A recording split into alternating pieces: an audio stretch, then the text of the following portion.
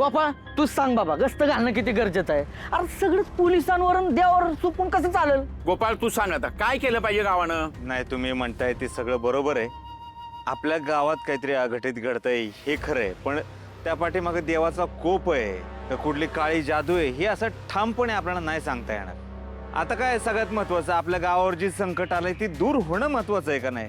मग त्यासाठी आपण काहीतरी केलं पाहिजे. आता मला विचाराल तर मी असं म्हणेन, गावात जी काही जुनी माणसं आहेत, जाणती माणसं आहेत, त्यांना विचारलं पाहिजे, त्यांच्याबरोबर सल्ला मसलत केलं पाहिजे, त्यांच्या विचारांची देवाणघेवाण केली पाहिजे. त्यांच्याकडनं आपल्याला काहीतरी मिळेल. मला तर वाटतं बाबा की देवाचा आशीर्वाद घेतला पाहिजे, देवाची पूजा केली पाहिजे. पूजा झालीच पाहिजे. बरोबर आहे, बरोबर आहे. अगदी गावावर ज्या ज्या वेळेला संकट आली त्या वेळेला आपण नरकी हाडळीचा उत्सव या गावात केलेला आहे, बरोबर. आणि ह्या वेळेला सुद्धा तेच करावं लागणार आहे आपल्याला. ॲज अ सरपंच म्हणून मी तुमच्या सगळ्यांच्या मतांचा आदर करतो आणि नरकी हाडळीचा उत्सव गावात करण्यासाठी मी तुम्हाला सगळ्यांना मंजुरी देतो. हा, पण त्याआधी आपल्याला पोलिसांची परवानगी घेणं गरजेचं आहे. हा, आता गावातल्या लोकांनाच पटलंय म्हणल्यावर संपला विषय. हे बघा, उत्सव जरी गावाचा असला तरी राज्य हे कायद्याचं आहे, त्यामुळे आपल्याला परवानगी घेणं क्रमप्राप्त आहे. चला ना पोलीस स्टेशन मग. Breaking news, breaking news, breaking news. आपल्या कुरोली गावामध्ये होणार नरकी हाडळीचा उत्सव.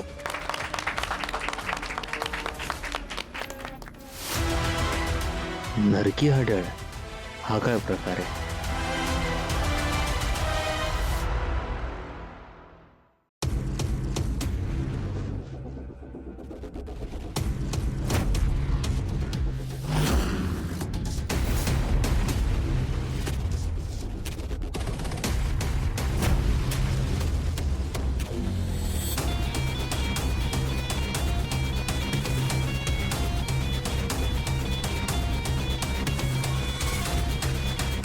हो, कुठं? काय नाही, आर्याताईंना भेटायला आले होते. आणि ह्याच्यात काय? आर्याताईंसाठी माझ्या हातानं बनवलेली आमटी आहे, ती द्यायला आले. बघू, डबा उघडा. हो, असं कसं? आमटी सांडली म्हणजे? आणि मी काय तुम्हाला खुनी वाटले का? माझ्या चेहऱ्याकडे तरी बघा. कशाला उगाच गावातल्या लोकांना त्रास देताय? नाही, आम्हाला साहेबांची ऑर्डर आहे, सगळ्यांची कसून चौकशी करायची. उघडून दाखवावंच लागेल. बर.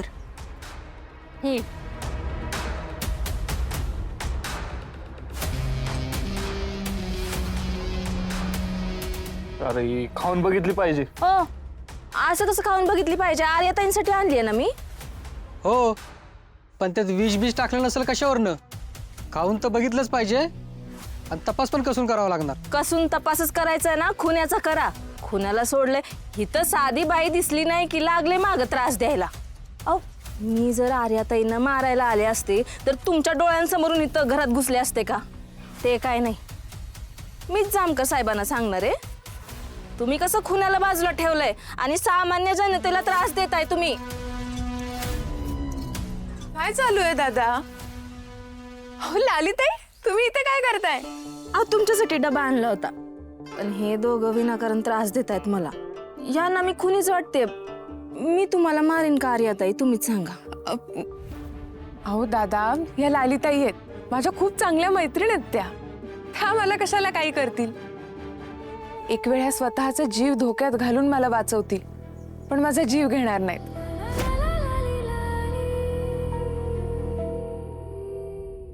त्यामुळे यांना तुम्ही अडवू नका. लालिताई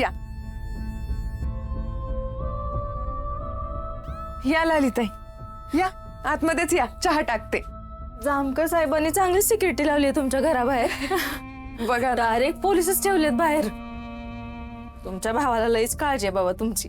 हो, अहो दादा फार पॉझिटिव्ह आहे माहितीये माझ्या बाबतीत. मला कोणी वाईट बोललं जरी ना तरी त्याला काही सहन होत नाही. तुम्हाला सांगते, आजपर्यंत ज्यांनी ज्यांनी मला त्रास दिलाय त्या सगळ्यांना डायरेक्ट हॉस्पिटलला पोहोचवलंय दादाने. अहो, एखाद्याचा जीव घ्यायला पण पुढे मागे बघणार नाही तो, माहितीये. तुम्हाला सांगते, ह्याच गोष्टीमुळे मी बऱ्याचशा गोष्टी दादाला सांगतच नाही. आहो, तर बघितलं ना कशी सिक्युरिटी लावून ठेवली आहे बाहेर. त्यामुळे मला माहितीये माझा भाऊ मला काहीच होऊ देणार नाही. किती दिवस? किती दिवस त्यांच्यावर असं अवलंबून राहणार तुम्ही? तुम्हाला खमक व्हायला पाहिजे आर्याताई. असं कोणी हल्ला केल्यावर तुम्हाला परतवून लावता आला पाहिजे. नाही, बरोबर आहे तुमचं. अहो, दुसऱ्याने केलेल्या हल्ल्यासाठी माणूस रेडी असतो. आपल्याच माणसाने धोका दिला तर? हिला माझा संशय आलाय की काय? साकेतच बघा ना, मला तर झाल्या गोष्टींवर अजूनही विश्वास बसत नाही आहो. हा, पण आता गोपाळजी म्हणतायत ते शक्यताही नाकारता येत नाही खरं तर. हो, आमचे हे माणूस ओळखायला एकदम हुशार आहेत. त्यांनी त्याची तुमच्यावरची वाईट नजर ओळखली होती म्हणून त्याला राग आला. साकेतची तुमच्या पैशांवर पण नजर होती असं हे म्हणाले. आर्याताई, राग येणार नसेल तर तुम्हाला एक विचारू का? विचारा ना. त्या साकेतनं खरंच तुमच्यावर बळजबरी केली? अहो नाही नाही लालिताई, हो असा फक्त दादाचा गैरसमज झाला होता. साकेत माझा फार चांगला मित्र आहे आणि माणूस म्हणून पण तो तेवढाच चांगला आहे. हो, तुम्हाला सांगते, माझ्या आयुष्यातल्या प्रत्येक वाईट अडचणींमध्ये साकेत माझ्या सोबत होता.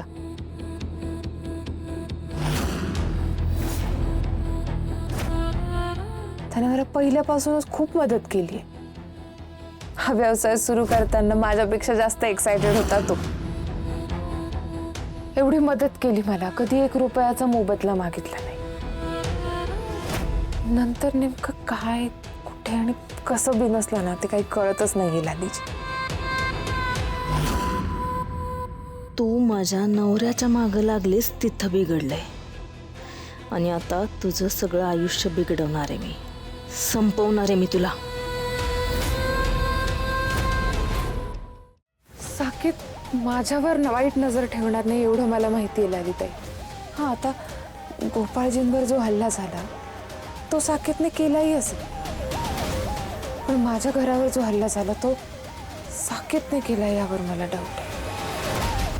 तो आपल्या गावातला सिरियल किलर. माहित नाही बघा लालीची, काही कळतच नाहीये मला. नाही, बरोबर आहे तुमचं, पण आजकाल कुठल्या माणसाचा भरोसा देता येतो का? कधी त्याला राग येईल, त्याचा गैरसमज होईल, तो राग डोक्यात जाईल आणि माणूस होत्याचं नव्हतं करून बसेल. काहीच सांगता येत नाही. आणि कधी कधी काय होतं ना, आपल्याकडून नकळत लई मोठी चूक होऊन जाते आणि समोरच्याला त्याचा लई त्रास होतो. त्या त्रासातून मग तो कुठल्याही थराला जाऊ शकतो ना. ते आहेच.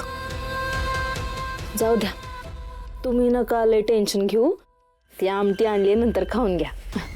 थँक्यू ललिताई. 2 मिनिटं, मी चहा गाळते, आपण बाहेर जाऊन बसू.